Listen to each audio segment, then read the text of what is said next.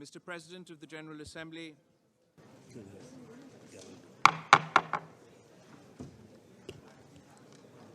Mr. President of the General Assembly, Mr. Secretary General of the United Nations, Honourable Ministers, Excellencies, distinguished delegates, I welcome you all and declare open the 46th annual meeting of the Ministers for Foreign Affairs of the Group of 77 and China. I appreciate your presence here today, and we have important tasks to carry out. With your cooperation and support, I'm confident that we could achieve productive results and the conclusion of our deliberations today. You have before you the draft agenda of the meeting. Are there any comments on the agenda? There being none, it is adopted.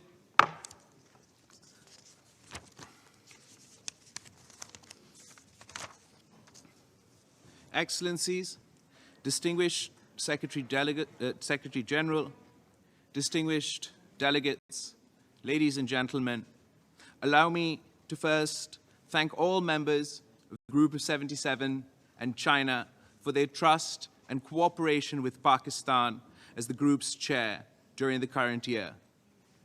These are challenging times for developing countries. We have suffered disproportionately from a series of shocks: the COVID-19 pandemic, rising commodity prices, the proliferation of conflicts, and the growing impacts of climate change. Our challenges have been exacerbated by a deficit in solidarity from our developed country partners. As a consequence, we now face the triple interlocking crisis of food, fuel, and finance. To overcome these cascading crises, restore our economies, and achieve the SDGs, we need to secure implementation of a series of emergency measures and simultaneously promote structural changes in the unequal and unjust international economic system. The emergency actions must encompass the following. 1. Mobilize urgent humanitarian, economic, and financial support to the more than 50 developing countries which are in economic distress. This implies larger ODA and concessional finance. We welcome the proposal of the Secretary General for an SDG stimulus of $500 million to enable those countries which are in extreme economic distress to revive their economies and development objectives. 2. Provide emergency food supplies to the World Food Programme to the 250 million people in food distress. Further moderate prices by enlarging food production and supplies, and support small farmers' access to seed, fertilizer, and finance. 3. Ensure the availability of energy, especially gas, for developing countries and explore mechanisms to reduce the financial burden of energy imports. 4. Mobilize the universal availability of COVID vaccines and treatments. Expand vaccine production, including through intellectual property waivers, in order to end the COVID pandemic decisively. 5. Provide urgent and adequate assistance to countries suffering from the impacts of climate change. As you know, Pakistan has literally been engulfed by massive flooding caused by global warming. Pakistan emits less than 1% of global greenhouse gas emissions, yet it is now the epicenter of the impacts of climate change. 1/3 of the country, an area the size of the United Kingdom, is underwater. More than 1,000 people were killed and thousands more injured. 33 million people have been affected and 6 million absolutely destitute. Over 1 million homes, 7,000 kilometers of roads, 350 bridges, 5 million acres of crops have been destroyed. The total damage is estimated at over $20 billion, almost 7% of Pakistan's GDP. The entire Pakistani nation government, armed forces, and common people have rallied to provide relief to their compatriots in need. And we are grateful to our friends, including members of the Group of 77 in China, for their generous support that they have provided Pakistan in our relief efforts. We are confident that their support will be sustained as Pakistan moves to the daunting task of rehabilitation and reconstruction. And we are incredibly grateful for the Secretary General of the United Nations for arriving in Pakistan at a time of distress, witnessing firsthand the apocalyptic devastations caused by these monster monsoons, and becoming Pakistan's champion, becoming the developing world's champion for the impacts of climate change, and for his leadership on this issue. Excellencies, beyond the emergency actions I have outlined, we need to promote global structures and policies which can end inequality and inequity among and within nations, and enable all developing countries to achieve the SDGs and the goals of the Paris Agreement. The systemic and structural reforms should be encompassed by the following. First, it is essential to reform international finance. The United Nations Secretary General has rightly called the present international financial architecture morally bankrupt. It must be aligned with the SDGs. This implies sustainable management of sovereign debt, larger concessional financing from MDBs, including through recapitalization and lowering provisioning ratios. Issuance of additional SDRs, reducing borrowing costs for developing countries, and innovative financing. Second, if we are to ensure timely transition to a sustainable and dynamic global economy, we need to mobilize $1 trillion annually as investment in sustainable infrastructure, energy, transport, housing, industry, agriculture.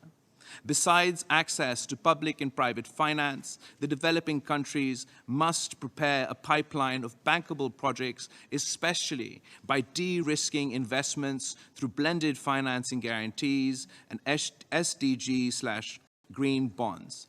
We should also consider setting up a UN policy board and utilize the UN country offices to promote sustainable infrastructure investment.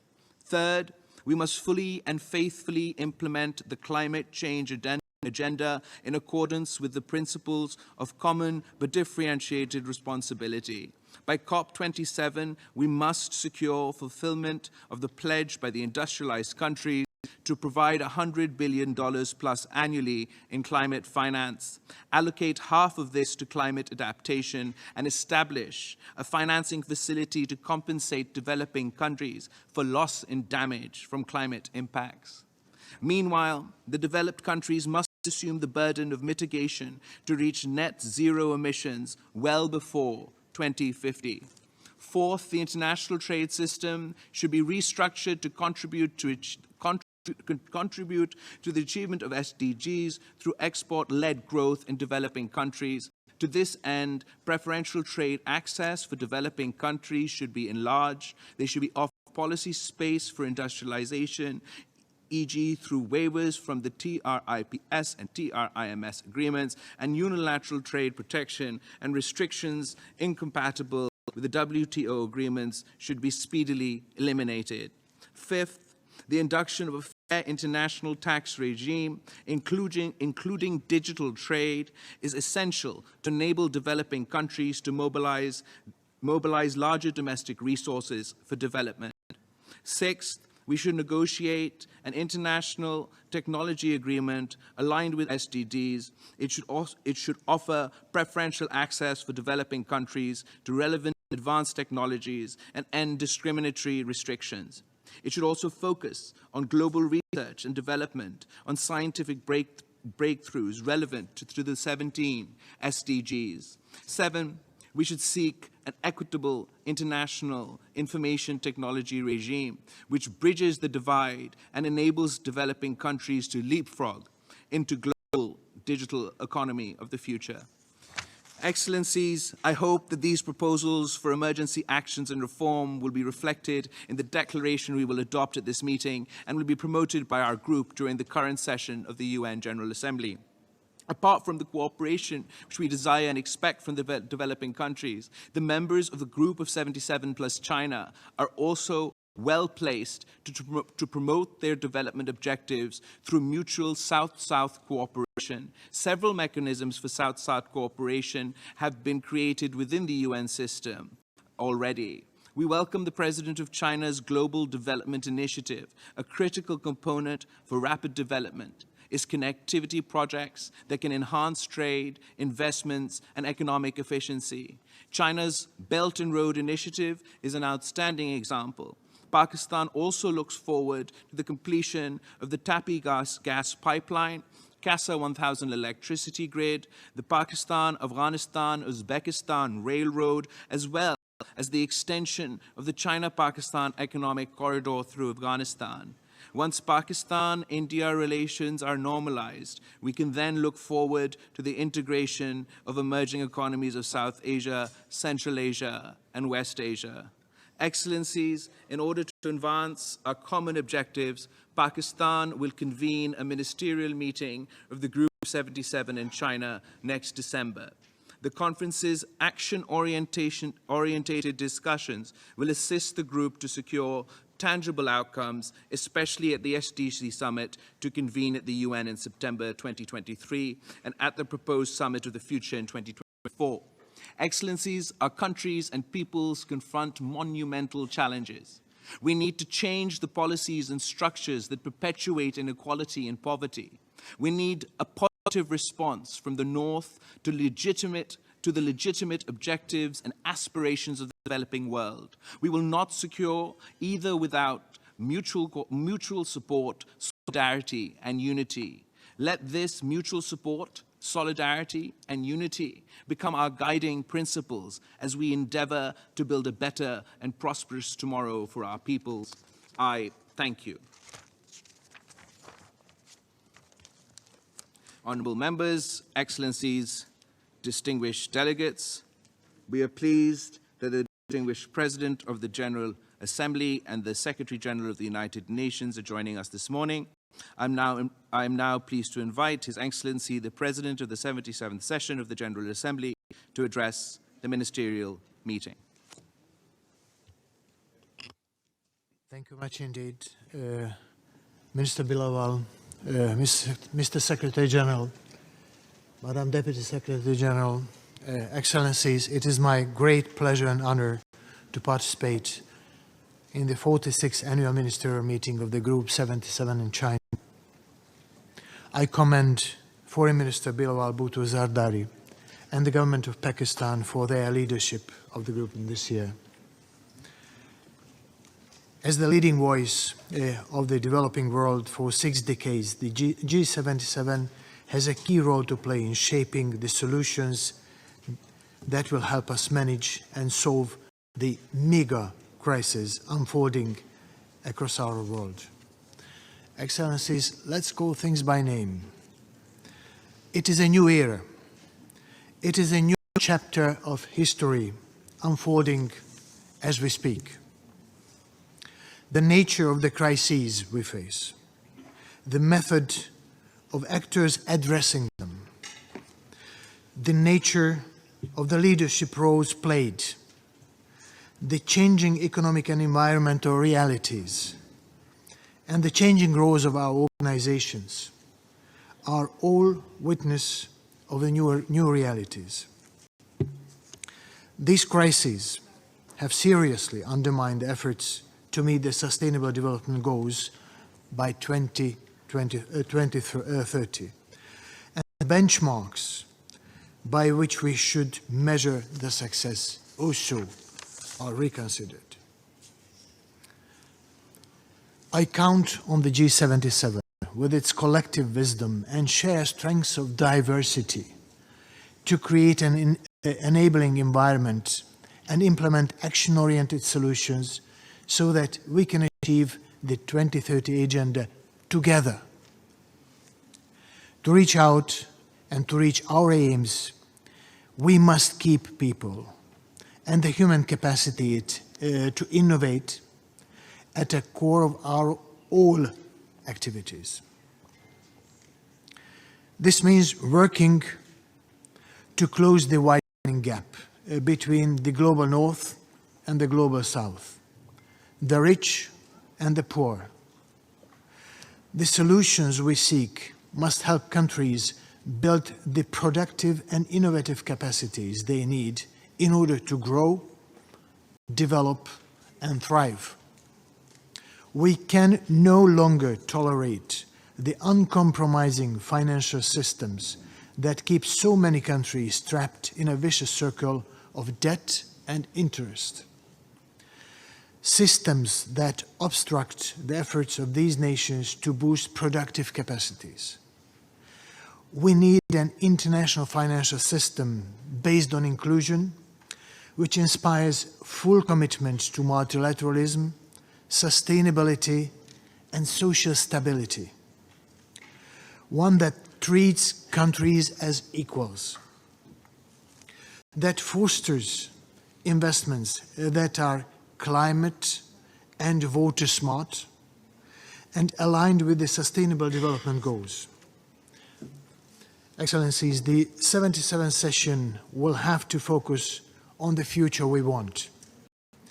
It requires from all of us to concentrate better on the most burning issues, the most relevant ones for our societies. In broad terms, these are now the crisis management and transformation to survive the near future and to be successful in the long run, too. It is not reassuring to have 181 focus areas in a session. I cannot change it because these are mandated items, but we can address them through the lenses of crisis management and transformation. We aim to use this year to forge ahead, to find solutions, to use data and science in ways that transform how we think and how we do business. In our discussions, I challenged ourselves to rethink how we approach growth and development, anchored in solidarity, science, and sustainability, rather than extraction, profit, and selfishness. With 134 members, the G77 in China is the primary stakeholder in these discussions. Excellencies, we came together in 2015 to create these goals. This year ahead, we need to come together again in solidarity to bring them back on track. As an African proverb so eloquently observes, when spider webs unite, they can tie up a lion. For my part, I will work tirelessly to ensure that all your voices are heard clearly and equally across the General Assembly. I thank you. I wish to thank the President of the General Assembly for his important statement and for his continued commitment to advance the development agenda. Now I am pleased to invite His Excellency Mr. Antonio Guterres, Secretary General of the United Nations, to address the ministerial meeting. Mr. President, Excellencies, ladies and gentlemen, I could reduce my intervention to half a minute.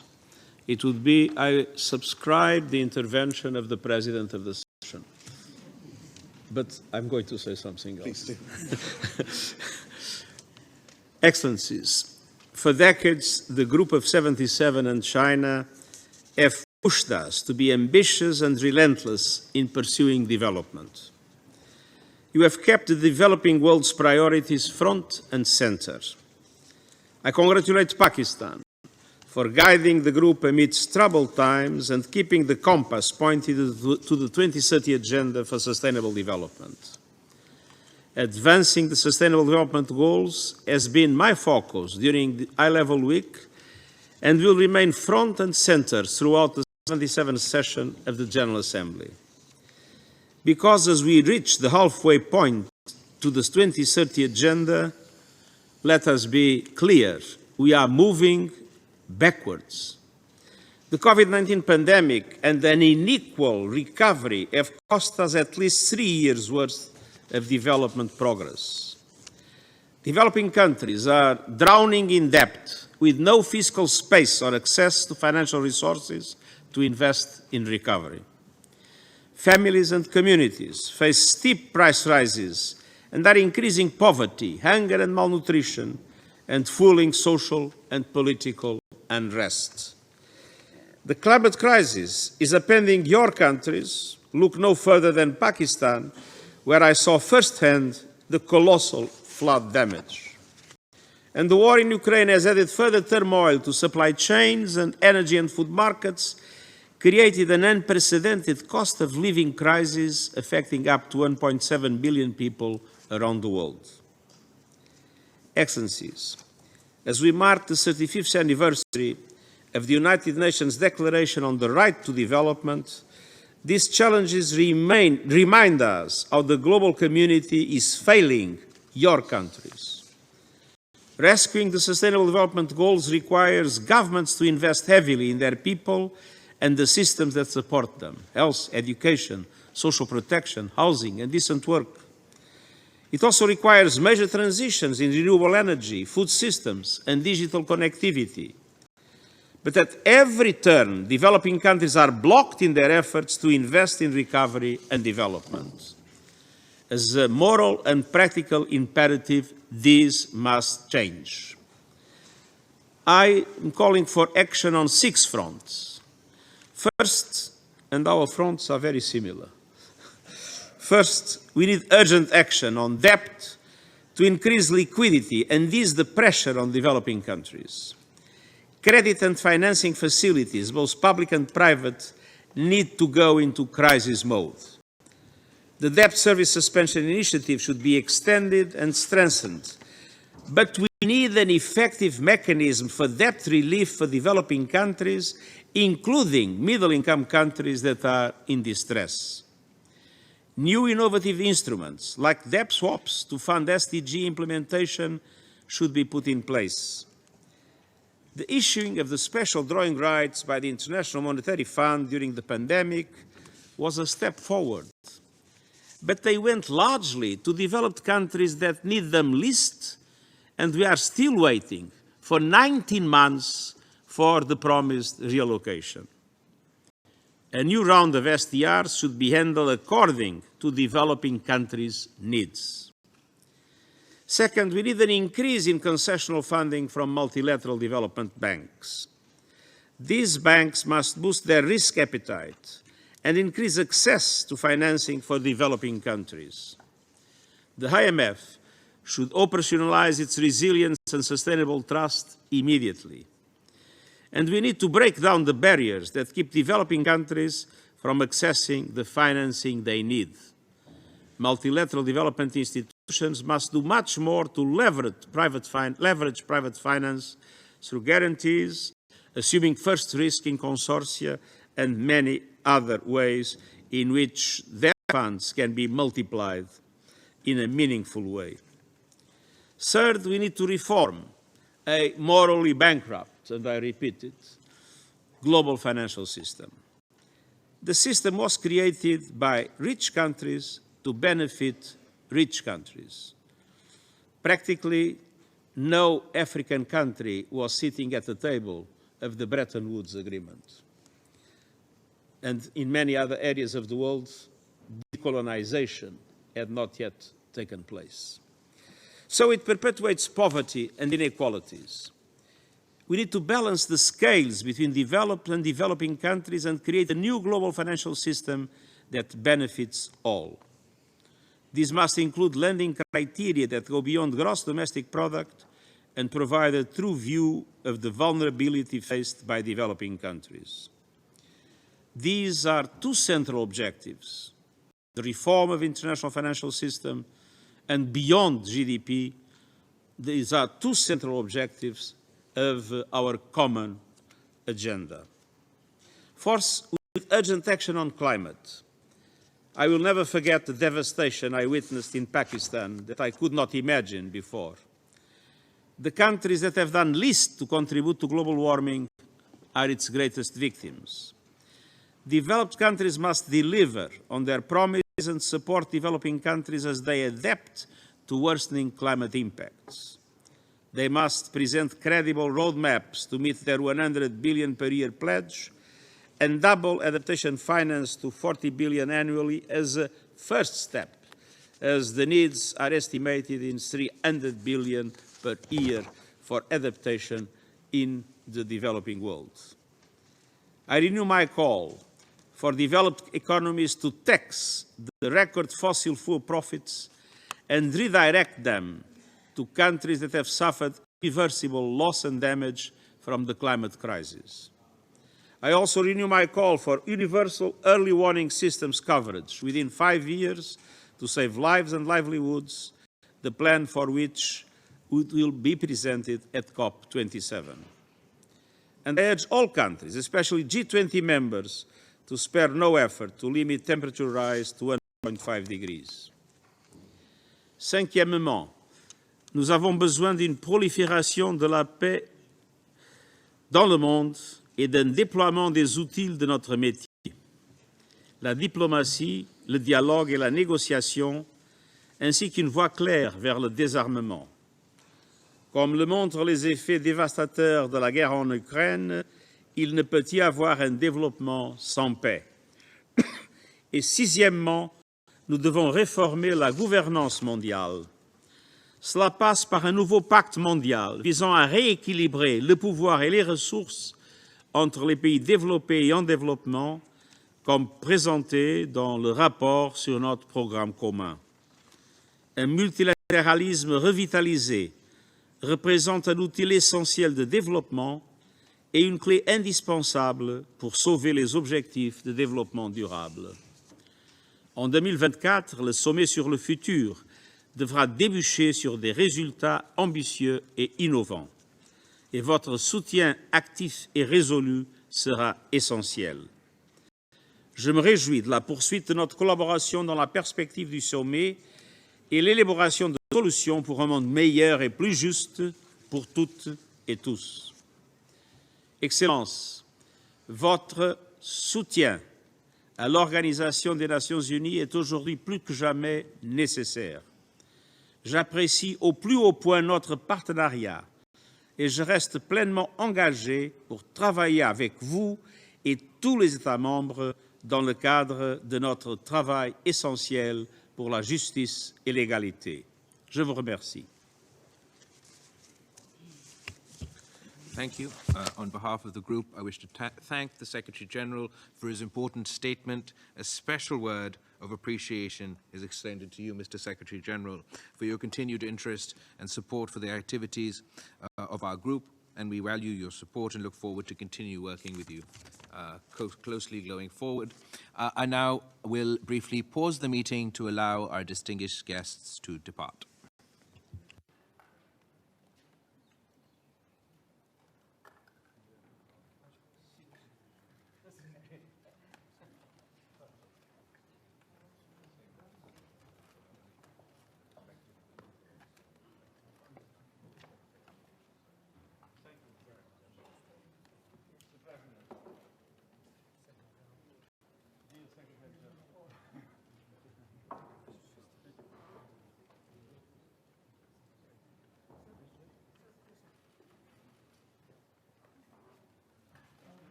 Honourable members, excellencies, distinguished delegates, I now draw your attention on item 2 of our agenda, the election of the chair of Group 77, Group for 77 for the year 2023. Excellencies, as you know, the chairmanship of the Group of 77 in China rotates on an annual basis between the three constituent regions of the Group of 77 and China. Next year, it'll be the turn of the Latin American and Caribbean Group. The nomination of the Republic of Cuba for the chairmanship of the Group of 77 for the year 2023 has been endorsed by the Latin American and Caribbean Group. Such notification was circulated to all member states.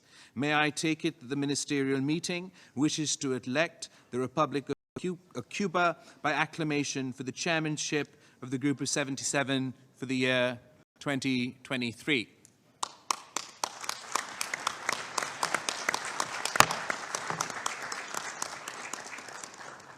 On behalf of member states of the Group of 77 in China, let me congratulate the government of the Republic of Cuba for being elected to this highly important office. We are confident that under the able leadership of the Republic of Cuba and with your valuable support and cooperation, the Group of 77 in China will make further achievements in the year 2023.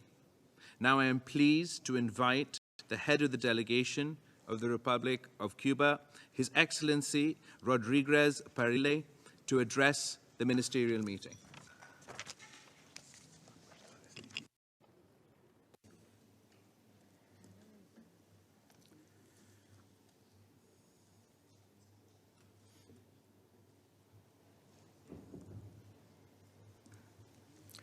Señor Presidente, Canciller Zardari, señora Vicesecretaria General Amina Mohamed, distinguidos representantes permanentes, estimados delegados.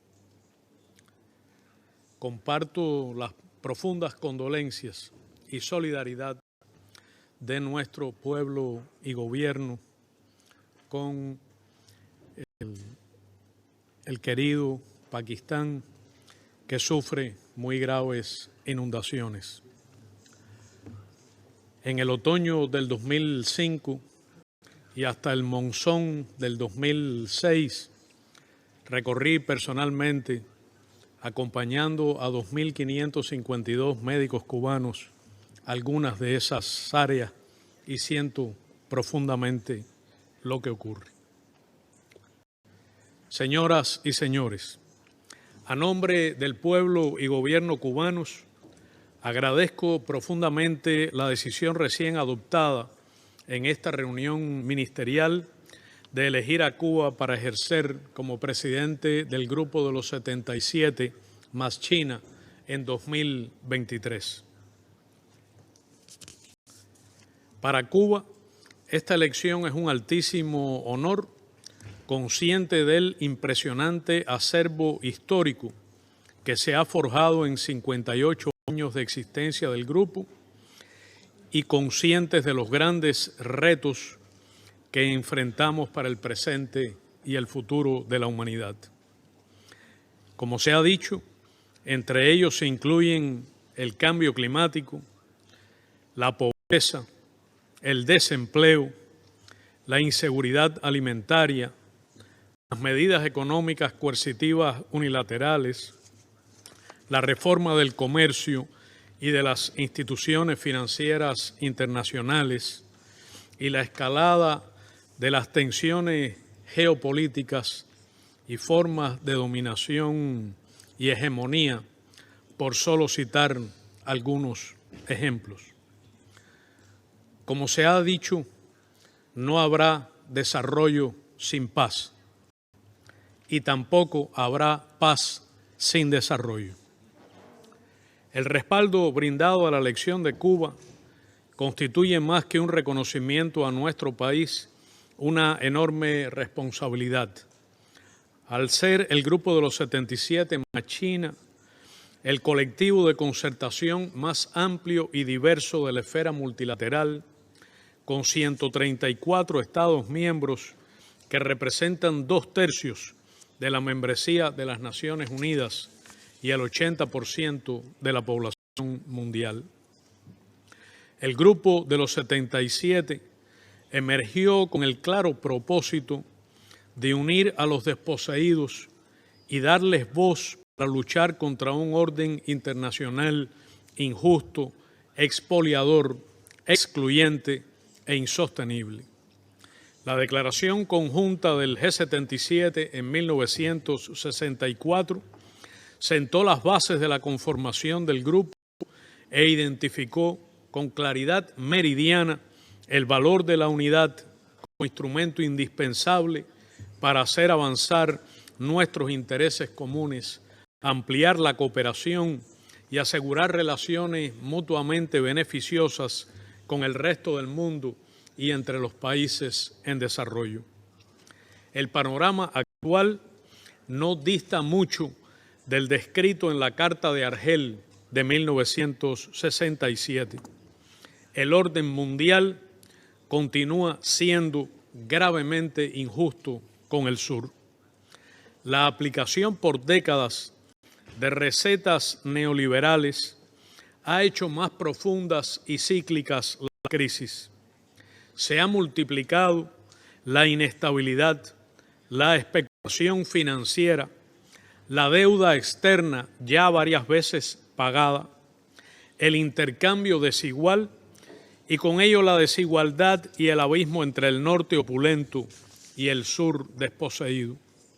Se impone, como nunca antes, mantenernos como interlocutores serios, enérgicos, sólidos y proactivos en defensa de nuestros derechos.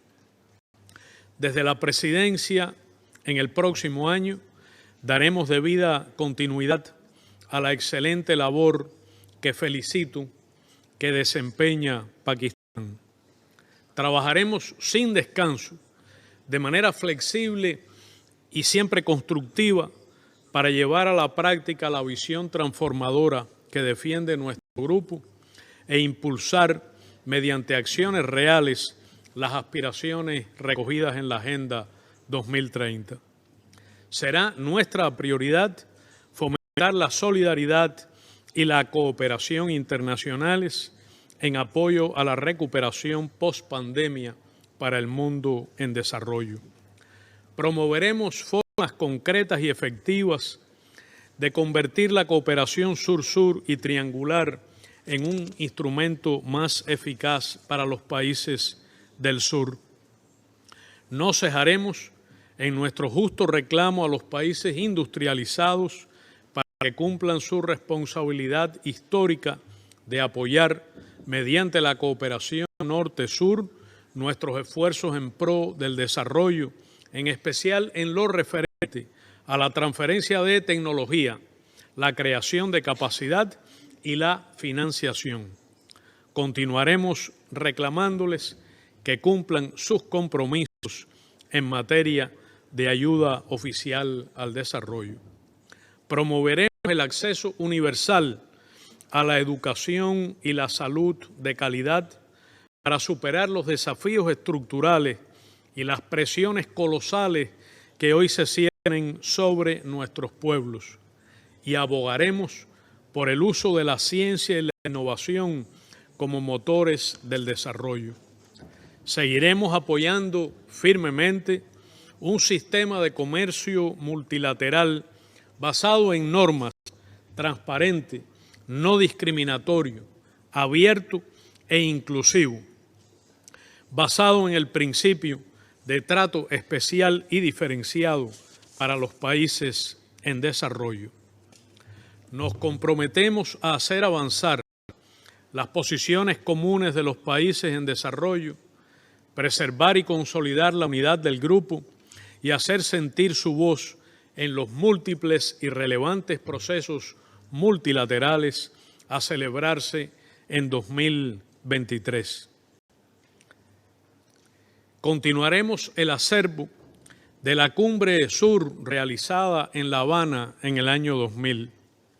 Trabajaremos para garantizar el éxito de la tercera Cumbre Sur el próximo año, cuya declaración y programa de acción vislumbramos como un acicate para proponernos metas más ambiciosas en el umbral de nuestro 60º aniversario.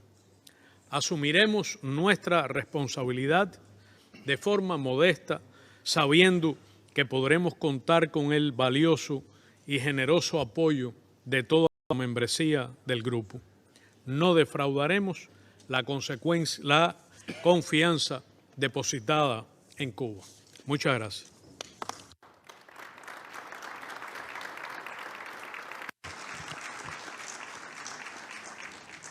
On your behalf, I wish to thank His Excellency for his statement.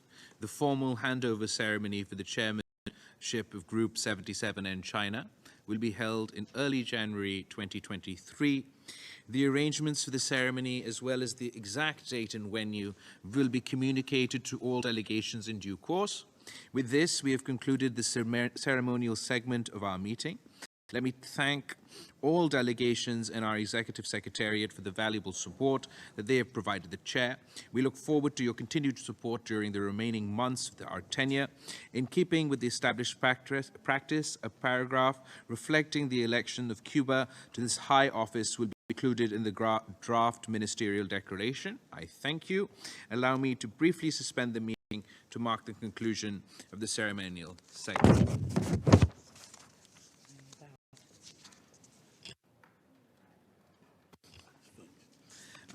We shall be skipping agenda item number 3 for a bit, moving straight onto agenda item number 4, an interactive dialogue and exchange of views on major priority issues with the following theme: addressing the food, fuel, and financial crises and pathways towards achieving sustainable development goals.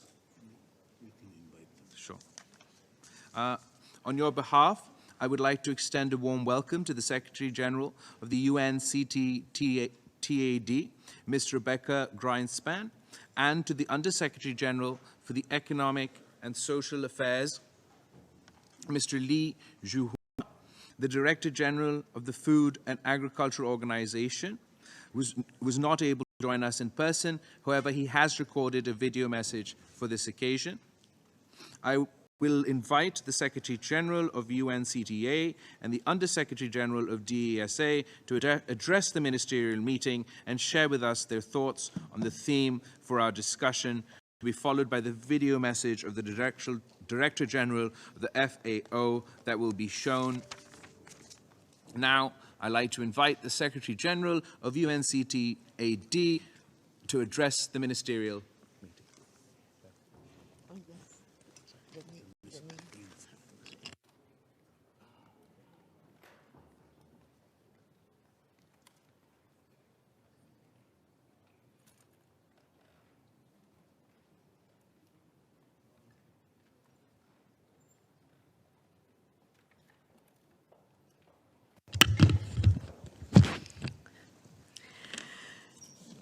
Dear Minister of Pakistan, thank you so much. I have to say, like the Secretary General, that I also will sign on everything you said. I was very impressed. Thank you. Thank you so much. My dear friend Munir, thank you. Thank you for all the support we have always received from you and from the Secretariat. Thank you. Thank you so much. And I also greet my colleagues from FAO and from DESA and all the ministers, the ambassadors that are here with us. And congratulations to the new chair of the G77 for next year, my dear friend, the Minister of Foreign Affairs of Cuba. So it's an honor to be here with you, with the G77 in China, that is UNCTAD's sister institution. As I never tired to say, the G77 was born the same year as us, in the same place as us, and with the same goals as us. We share the same birth and have been friends and allies for almost 6 years. But today, our alliance is more critical than ever. There is no need for me to relist the factors or restate the disturbing figures that we have heard. We are facing cascading crises. Since 2020, no country, and especially no developing nation, has had a rest from being in emergency mode. We are all too familiar with the vicious cycles our countries are facing. Cascading crisis means cascading inequalities, making us weaker and more fragile after every crisis, leaving millions, if not billions, behind, leading to chronic instability. And the longer we wait, the harder and more expensive it will get. As climate change is hitting us harder every year, piling up costs at a time where our countries lack the fiscal space to cope with disasters, let alone invest in long-term development and the SDGs that we have defended so hardly. And inflation has returned to all countries. But in developing countries, inflation is being turbocharged by its ugly twin, depreciation, as a result of a stronger dollar, fueled by rising interest rates. We just saw the last hike in interest rates from the Federal Reserve this year. So even if international food prices go down, domestic food prices go up, precisely because of this. And trade can no longer be taken for granted. Airspaces are closing. Pipelines are being redrawn. Maritime roads are taking the long road. Geopolitics, not economics, is now in the driving seat of globalization. We must act urgently. Today, we are facing a crisis of affordability of food and energy. To solve it, let me be clear. Prices need to come down and liquidity needs to go up. But if we don't solve the fertilizer crisis, tomorrow we are facing not only a crisis of affordability, but even a worse crisis of availability. If we don't procure enough fertilizers next year, as the Secretary General of the UN has said, harvest will be unable to feed the world. If we don't help poor countries help their poor, the global cost of living crisis will turn into a humanitarian crisis. And if we don't steady financial markets, a debt crisis in developing countries will be inevitable. At the outset of the war in Ukraine, UNCTAD produced a rapid assessment highlighting that this war put millions in developing countries at risk of poverty and hunger because of market disruptions. UNCTAD statistics and expertise on trade logistics, commodities, and financial markets supported the Global Crisis Response Group in compiling its 3 briefing reports, which I am sure you have seen. FAO and UNDESA in the Crisis Response Group have been invaluable partners to make this happen. In the food and fertilizer work stream, in the energy work stream, in the finance work stream. Drawing on the expertise of the whole UN, the GCRG offers several recommendations of what must be done to mitigate the crisis and prevent our countries from falling down a cliff of debt, natural disasters, inequalities, and social strife. Please allow me, therefore, to focus my remarks on what we can do as G77 and China, building on recommendations made by the Global Crisis Response Group that I am coordinating at the request of DSG Guterres. I believe G77 and China can play a role, an important role, during the 77th session of the UNGA to advance some of the most critical ones. Excellencies, let me express what I think we should focus on. It has been said before, too. Let me repeat. First, let's not fall in the trap that we can solve this cascading crisis in isolation. This is a systemic crisis. As much as half of the increase in the price of food is driven by oil and shipping costs. Prices of fertilizers are driven by energy prices and the disruption of international trade.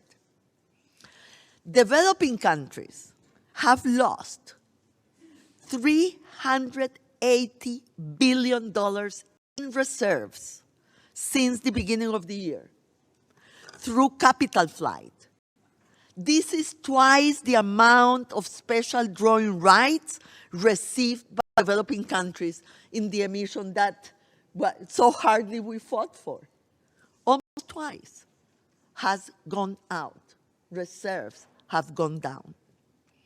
And increasing interest rates are feeding a stronger dollar, which in turn is making food, fertilizers, and fuel import prices in developing countries go up, preventing decreasing international food prices, as I said before, from being translated at national level in decreasing prices in our countries.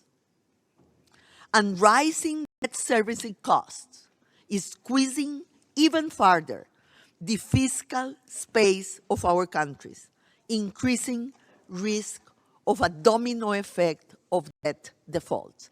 And this is true not only to the low-income countries, it's true for the middle-income countries that are suffering this crisis as much as everybody else. And the climate change crisis, as Pakistan clearly showed, is really squeezing us even further. The bottom line, these are complex and intertwined crises that must be addressed systematically, not issue by issue, or only country by country.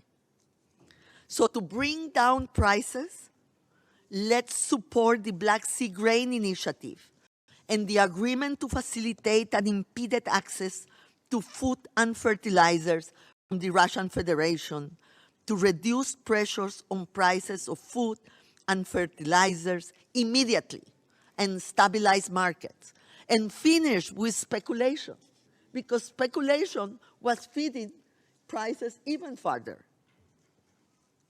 And let's stop food export restrictions that only make matters worse.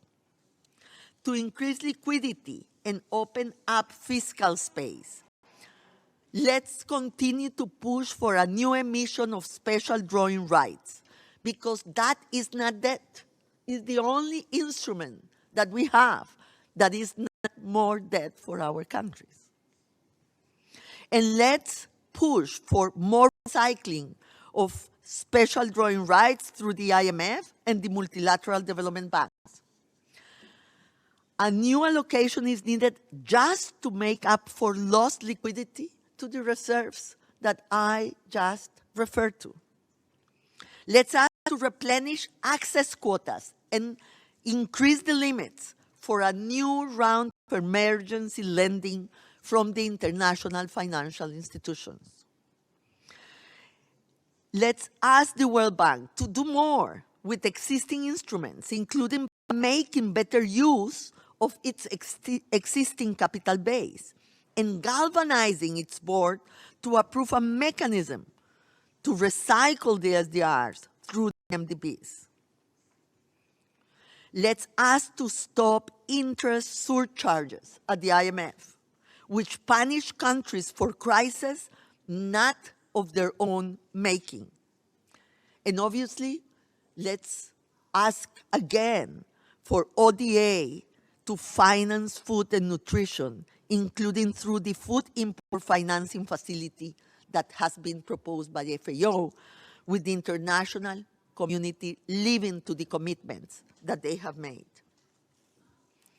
We need an investment facility for renewable energy, as well as widen the dissemination of renewable energy technologies through trade and the cross-border transmission of green energy to develop reliable, sustainable, and resilient industrial infrastructure, as proposed in the Trade and Development Secretary General report mandated by the second committee produced by UNCTAD.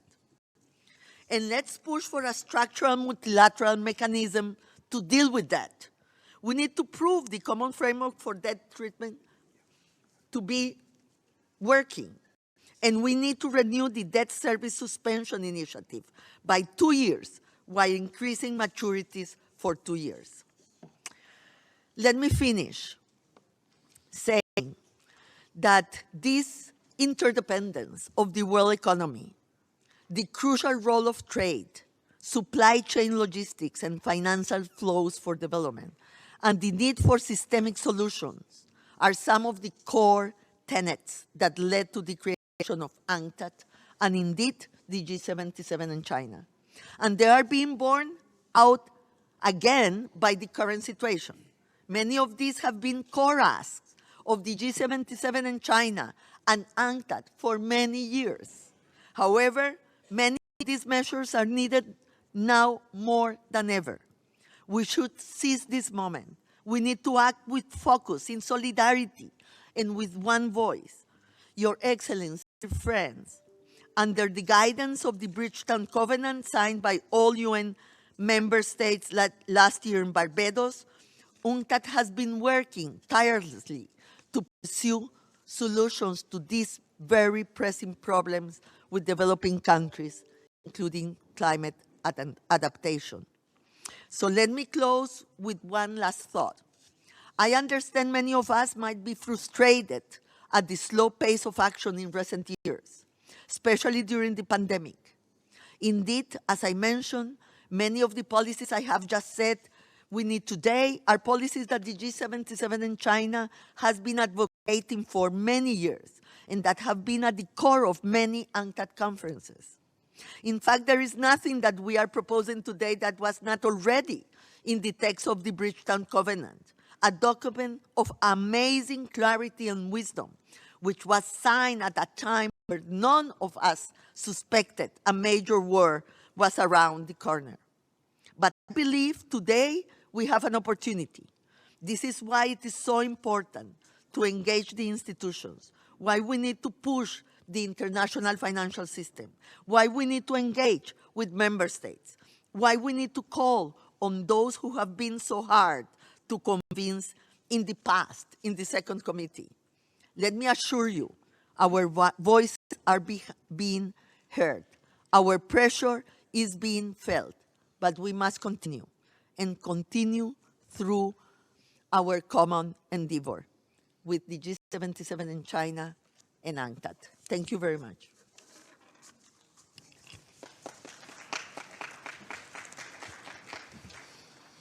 On your behalf, I wish to thank the Secretary General of UNCTAD for her insightful address and contribution. Now I would like to invite the Under-Secretary General for Economic and Social Affairs to address the ministerial meeting. Thank you, Mr. Chairman, for giving me the floor. At the outset, I just want to echo what my dear colleague from UNCTAD in her statement. Excellencies, ladies and gentlemen, I'm very honored to join you at the 46th annual meeting of Ministers for Foreign Affairs of the Group 77 and China. I would like to commend Pakistan, especially Ambassador Munir Akram, for his so ably leading the group. Excellencies, ladies and gentlemen, as we meet here, the world faces an unprecedented confluence of crisis, taking a heavy toll on our societies. The global economic outlook has deteriorated markedly throughout 2022, Many developing countries are fighting an uphill battle to fully recover from the pandemic, with high inflation, rising borrowing costs, and slowdown in the major economies, further hurting their growth prospects. The Global Crisis Response Group estimates that soaring food and energy prices are eroding the real income, triggering a global cost of living crisis, particularly for the most vulnerable. The current global environment threatens to exacerbate physical and debt vulnerabilities in developing countries. A growing number find themselves in precarious debt situation. Natural disasters, floods, droughts, and heat waves are ravaging countries across the world. Pakistan has suffered from climate carnage. No region is being spared. The early warning signal of the climate change has become a blaring alarm. We know what we need to do to address the crisis that beset our world. I would like to focus on three key issues, namely SDGs, climate change, countries in special situations. The issue of financing is a cross-cutting one in addressing all these challenges. First, SDGs remained our guidepost for eradicating poverty, meeting people's urgent and basic needs, and tackling global challenges. In September 2023, heads of state and government will gather again in New York for the SDG Summit. The summit is an opportunity to regain lost ground and for member states to provide guidance on the way forward to 2030. This includes adopting transformative policies to achieve the SDGs, mobilizing science, technology, and finance, and pushing for the game-changing initiative by the G20, international financial institutions, multilateral development banks, and all other actors. On Tuesday, at the opening of the General Assembly General Debate, the Secretary General called for an SDG stimulus package by the G20. Let us mobilize support to make it happen. Planning the biennial summit with the G20 and the international financial institutions, proposed by the Secretary General as well in his Our Common Agenda, can push the needle as we work toward the SDG Summit and the Summit of the Future.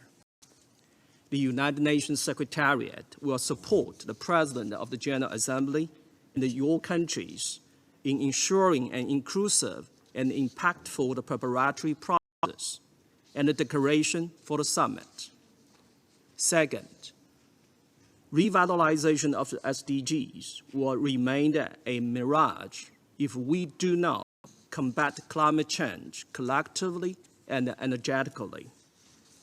COP27 is taking place on a continent highly vulnerable to climate impacts. Sharm el-Sheikh Conference can shine the spotlight on adaptation. On the agenda will also be the fulfillment of historical promises, especially the $100 billion in annual climate finance. Third, we need to address challenges faced by countries in special situations. The second part of the LDC5 conference will mobilize support for the implementation of recently adopted Doha Program of Action, driving action for countries hardest hit. Supply chain disruptions and spiking fuel prices have exposed the vulnerability of landlocked developing countries and seas. During the 37th session, General Assembly will decide on the modalities of the third UN Conference on Landlocked Developing Countries and the UN Conference on Seas to be held in 2024. Assembly will also be updated on the elaboration of a multidimensional vulnerability index for seeds. Excellencies, ladies and gentlemen, world leaders are faced with a historical test that touches at the humanity's very survival. They must respond with the renewed and unwavering commitment to multilateralism and international solidarity. This ministerial meeting is a testament to the fact that the G77 is poised to play its part in addressing today's most pressing sustainable development challenges. I thank you.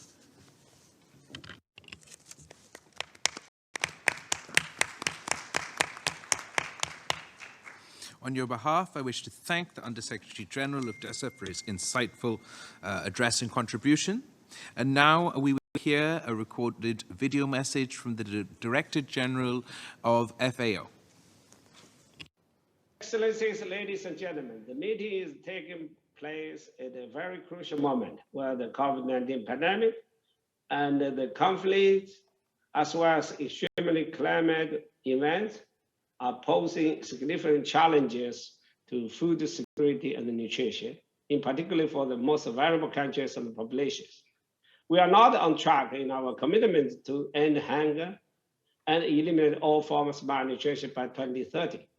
Our latest estimates show that as many as 828 million people suffered chronic hunger globally in 2021, an increase of about 150 million since the outbreak of the pandemic and 46 million more than in 2020.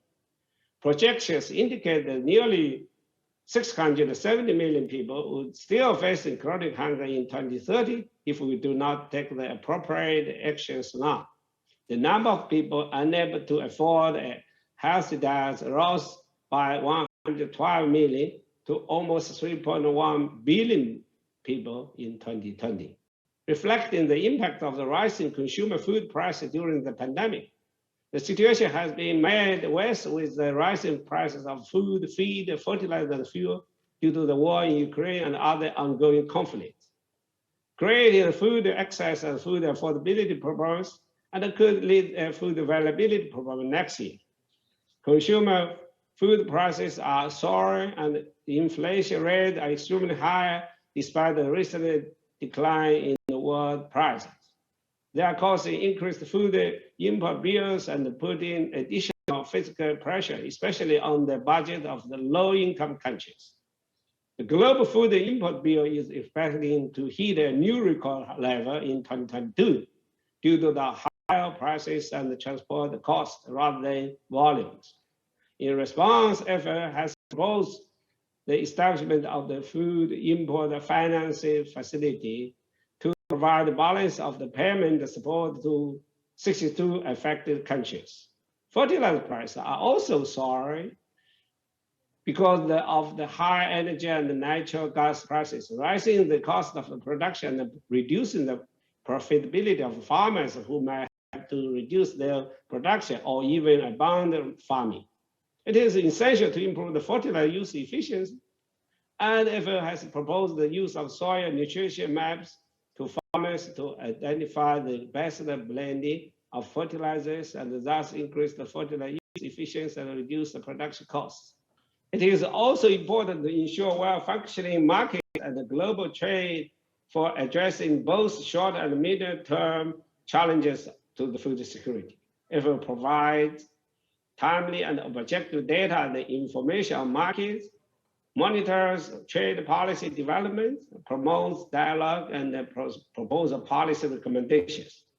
Dear friends, in the face of a global crisis, we need global solutions and global efforts. We must continue to work together for better production, better nutrition, better environment, and better life for all, leaving no one behind. We must work together to transform our agri-food system to be more efficient, more inclusive, more resilient, and more sustainable. Let us build forward better together by the implementing sustainable and holistic solutions that address the current challenges while addressing long-term inclusive development to achieve the 2030 Agenda and the Sustainable Development Goals. EFA is committed to work with all partners to achieve this vision. I thank you.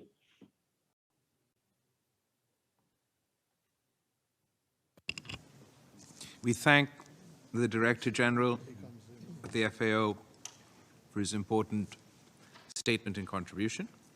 Before opening the floor for the interactive dialogue, I wish to kindly remind the distinguished ministers that ministers are requested to deliver their statements according to the list of speakers already shared.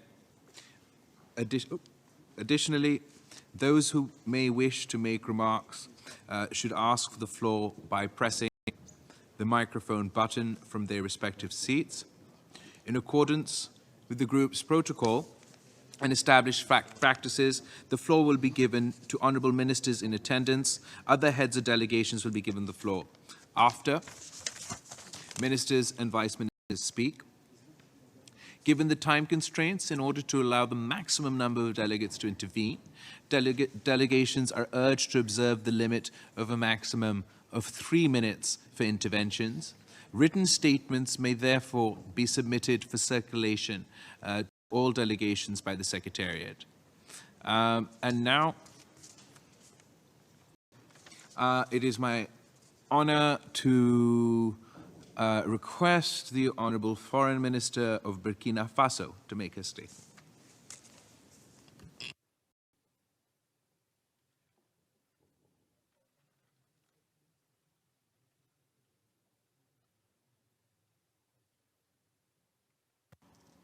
Je vous remercie, Monsieur le Président. Ma ministre actuellement se trouve à une bilatérale.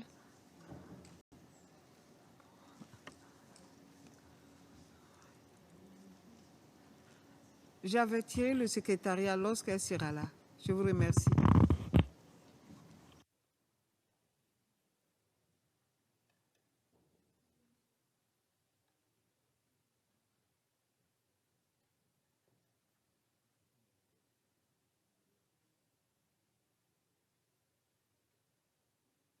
Thank you.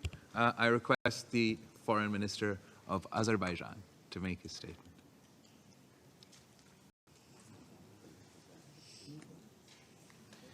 Dear Mr. Chair, distinguished participants, ladies and gentlemen. First, I would like to greet all participants and express my deep appreciation to the chairmanship of Brotherly Pakistan for its strong leadership. I extend my heartfelt congratulations to Cuba on its assumption as our next chair and wish every success in its challenging assignment. More than ever before, global solidarity and strengthened cooperation are required now to counter the complexity of food, fuel and finance crisis and overcome their unprecedented consequences. The extraordinary situation has reaffirmed the need for more ambitious and urgent global response to address the adverse impacts of these multiple crises. We are confident that G77 can make its due contribution to the consolidation of joint efforts, overcoming fragmented approaches, strengthening solidarity, cooperation, multilateralism, and highlighting the central position of UN system. Dear colleagues, Azerbaijan endeavors to contribute